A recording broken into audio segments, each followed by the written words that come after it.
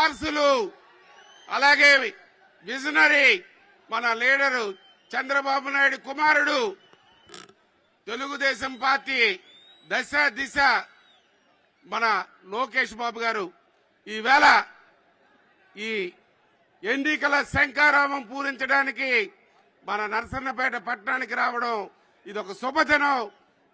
నాయకుడు వచ్చాడు, నాయకుడు వచ్చాడు, నాయకుడు వచ్చాడు, తెలుగుదేశంకి నాయకుడు వచ్చాడు. మన నాయకుడే మన లోకేష్ బాబు.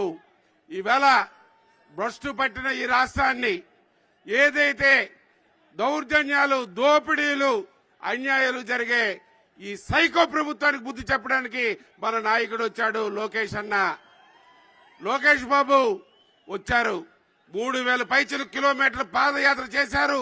నిరాటంకంగా పాదయాత్ర సాగించి మన కుప్పం నుంచి ఇచ్చాపురం వరకు ప్రయాణం చేయడానికి మరి వారు కార్యక్రమం రూపకల్పన చేస్తే వారవలేక భయముతో పిరికిపది చర్యతో మన నాయకుడు చంద్రబాబు నాయుడికి అక్రమ కేసులు పెట్టి మరి జ్యుడిషియల్ కస్టడీలో పెట్టారు.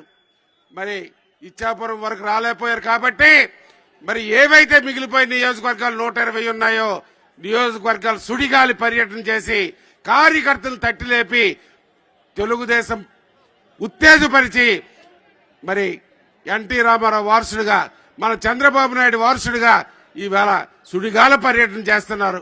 ఒక పక్క పాదయాత్ర అయితే ఒక పక్క ఈవేళ శంఖారావం పూరిస్తూ మరి పార్టీని గెలిపించడానికి భుజస్కంధాల మీద మోస్తున్నారు.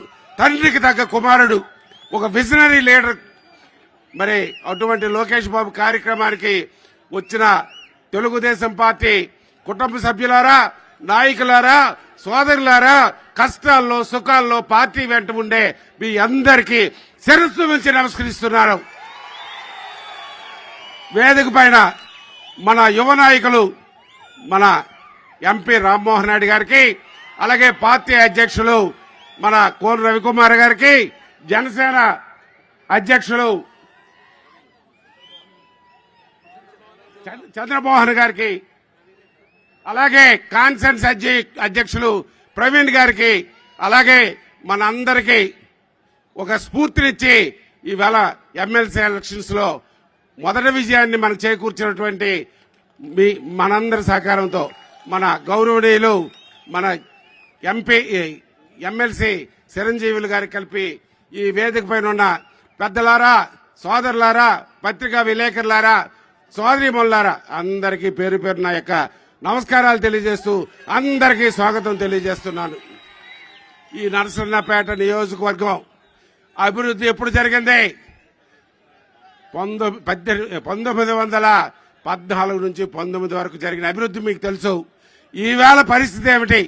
మనం చేసిన పనులు కలిపి పూర్తి చేయలేని దౌర్భాగ్య పరిస్థితుల్లో ఇక్కడ ఉండే శాసనసభ్యులు ఉన్నాడు. డిప్యూటీ చీఫ్ మినిస్టర్ అట.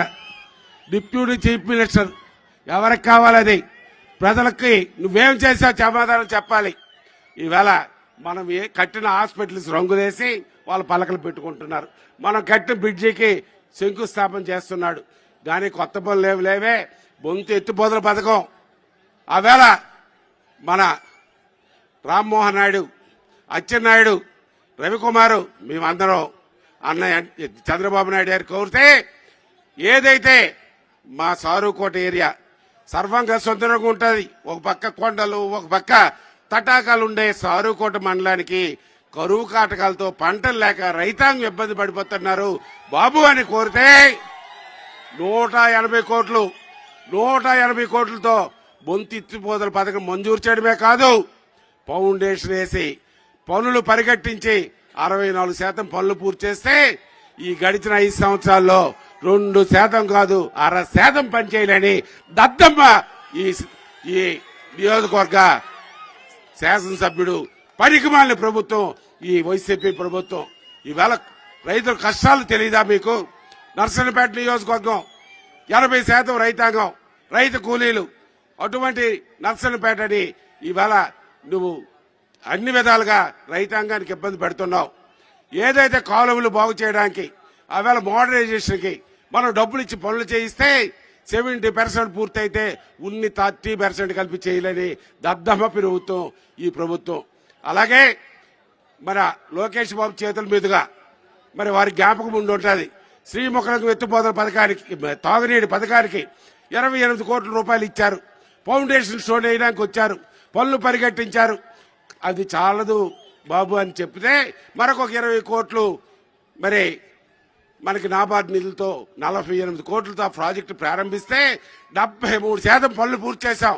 ఉండి 22% పనులు పూర్తి చేయాలని దౌర్భాగ్య ప్రభుత్వం ఈ ప్రభుత్వం అని ఈ సందర్భంగా తెలియజేస్తున్నాను. అదే శ్రీముఖలకు తాగునీటి పథకం పూర్తయితే మనకి సారోకోట, జలుమూరు ప్రతి గ్రామానికి తాగునీరు వచ్చే పరిస్థితి ఉండేది. చేతకాని ప్రభుత్వం, చేతకాని ప్రజాప్రతినిధులు ఇక్కడ ఉన్నారు.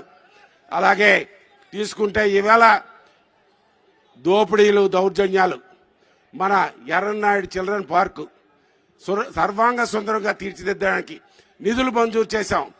మన చంద్రబాబు నాయుడు గారు మంజూరు చేసి పనులు పూర్తి చేసిన పార్కుని ధ్వంసం చేసి మరి కబ్జా చేయడానికి చూసిన దుర్మార్గులు ఈ దేశంలో కాదు ఈ ప్రపంచంలో ఉండరు అని ప్రభుత్వం ఆస్తులను ధ్వంసం చేసి సొంతంకి చేసుకోవలసిన దౌర్భాగ్య పరిస్థితి ఈ వైసీపీ నాయకులు, ఈ వైసీపీ ప్రజాప్రతినిధులని ఈ సందర్భంగా తెలియజేస్తున్నాను. సోదరులారా, మనం సాగునీటి రంగానికి 600 కోట్లు ఖర్చు పెట్టాం, రోడ్ల నిర్మాణానికి ఖర్చు పెట్టాం, హాస్పిటల్ నిర్మాణానికి ఖర్చు పెట్టాం, రైతాంగానికి ఆదుకోవడానికి ఖర్చు పెట్టాం. మరి ఎన్ని చేసినప్పటికీ ఏదో ఒక అవకాశమని రావణమూర్తి మీలో నిత్యముండాడు, మీలోనొకడు ఏ రోజు శాసనసభ్యుడు అని ఫీలింగ్ లేదు. కుటుంబం గురించి కానీ నా గురించి కానీ వ్యక్తిగతంగా ఏ రోజు కలిపి నేను పాటు పడలేదు. నిత్యం మీ మధ్య ఉన్నాను, మీలోనూ ఒకటిగా ఉన్నాను. అయినా నాకు ఓడించారు. అది గాలి, రాష్ట్రం మొత్తం గాలి. ఈవేళ మనం చూస్తున్నాం ఈ రాష్ట్రంలో పరిస్థితి దౌర్భాగ్య పరిస్థితిలో ఉన్నాం. పేదవాడికి నిత్యావసర ధరలు పెరిగిపోయి, రైతాంగానికి గిట్టుబాటు ధర లేక, యువతకు ఉద్యోగాలు లేక అన్ని వర్గాల వారు ఈవేళ మళ్ళా మా చంద్రన్న రావాలి, తెలుగుదేశం పార్టీ రావాలి, మా యువ నాయకుడు లోకేష్ బాబు గారు నాయకత్వంలో మా సమస్యలు తీరాలని పాదయాత్రలో మరి అతను కలుస్తూ అతనిలో అడుగులో అడుగేస్తూ వాళ్ళు మమేకమై ఆ సమస్యలన్నీ కష్టకాలన్నీ తెలుసుకొని రాబోయే గవర్నమెంట్ లో మరి అవన్నీ పొందుపరిచి మేనిఫెస్టోలో పొందుపరిచి ఏదైతే ఈ రాష్ట్రానికి జరిగిన అన్యాయం ఉందో, ఈ ప్రాంతాలకు జరిగిన అన్యాయం ఉందో అన్ని తీర్చడానికి మన యువ నాయకులు ఈవేళ శంకారామ సభకు వచ్చి ఈవేళ సూపర్ 6 ఏదుందో ఆ కార్యక్రమాల గురించి, మన నియోజకవర్గం పరిస్థితి గురించి అన్ని అతనికి తెలుసు. మరి చీఫ్ మినిస్టర్ వచ్చాడయ్యా, నర్సరీపేట చీఫ్ మినిస్టర్ వచ్చి మరి మన బొంతుకి ఒక ఎత్తుపోతల, బొంతు కాదు రంగసాగరంలో ఎత్తుపోతల పథకం ఇస్తామన్నాడు. ఆ హామీ ఏటైంది? లేకపోతే నర్సరీపేట నడిబొడ్డును రాజుల చెరువు బాగు చేస్తామన్నాడు. మనం ప్రారంభించిన పనే పూర్తి చేయలేదు. అటువంటి దద్దమ్మ ఈ ప్రభుత్వం ఇది. అందువల్ల ఏవైతే సూపర్ 6 ఉందో మరి మన నియోజకవర్గం గురించి చెప్పాల్సిన లేదు. సర్వాంగ సుందరమైన నియోజకవర్గం. ఒక పక్క కొండలు, ఒక పక్క సముద్ర తీరం, ఒక పక్క నాగావళి గోసిదార నది ప్రవహిస్తుంది. అటువంటి ప్రాంతం రైతాంగం ఇవాళ దగాపడ్డారు, మోసపోయారు. ఇక్కడుండే ప్రజాప్రతినిధి కుటుంబ దోపిడీని మనం అందరం ఇవాళ ముక్త కంటతో ఖండించాలి. ఓ పక్క అనుమతులు లేకుండా ఇసుక దోపిడీ జరుగుతుంది ఈ నియోజకవర్గంలో.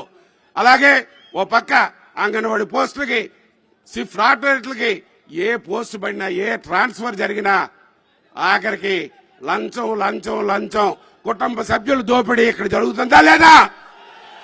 జరుగుతుందా లేదా? అటువంటి అవినీతి పరులను బుద్ధి చెప్పాలి. ఈ రాష్ట్ర ప్రభుత్వంలో సైకోను బుద్ధి చెప్పాలి అని ఈ సందర్భంగా తెలియజేస్తూ, నేను శాసనసభ్యుడిగా ఉన్నప్పుడు ఎవరైనా అవినీతి ఆరోపణలు మన పార్టీ కాదు వాళ్ళ పార్టీ నుంచైనా చేయగలడా అని ఈ వేదిక ద్వారా అడుగుతున్నాను. ఎప్పుడు ప్రజల మధ్య ఉన్నానా లేదా మీకు ఈ వేదిక ద్వారా అడుగుతున్నాను. నా పదవి ఏ రోజు కలిపి నా గురించి కానీ, వ్యక్తిగతంగా కానీ, కుటుంబం గురించి కానీ నా పదవి తాకట్టు పెట్టానని. ఈవేళ పరిస్థితి ఏమిటో మీరు అర్థం చేసుకోవాలి. కుటుంబ పాలన ఎక్కడ జరుగుతుంది, దోపిడీ జరుగుతుంది. దానికి బుద్ధి చెప్పండి. మనం రాబోయే రోజుల్లో మన ప్రభుత్వం వస్తుంది. మన కార్యకర్తలు జరిగిన అన్యాయాన్ని మన లోకేష్ బాబు గారి నాయకత్వంలో ఇప్పటికే లోకేష్ బాబు గారు కార్యకర్తల సంక్షేమానికి గతంలో పెద్దపీట వేశారు. ఈవేళ కార్యకర్తల ఇబ్బందుల్ని మరి అతను దృష్టిలో ఉన్నాయి. అందరికీ న్యాయం జరుగుతుంది అని సందర్భంగా తెలియజేస్తూ మరి ఈ ప్రభుత్వాన్ని గద్దె దింపడానికి మనం అందరం సిద్ధంగా ఉండాలని ఈ వేదిక ద్వారా మీ అందరికీ కోరుకుంటూ మీ అందరూ చూపించిన ఆదరణకి అభిమానానికి మరొకసారి శిరస్సు ఉంచి నమస్కరిస్తూ చాలా మంది మాట్లాడవలసి ఉంది కాబట్టి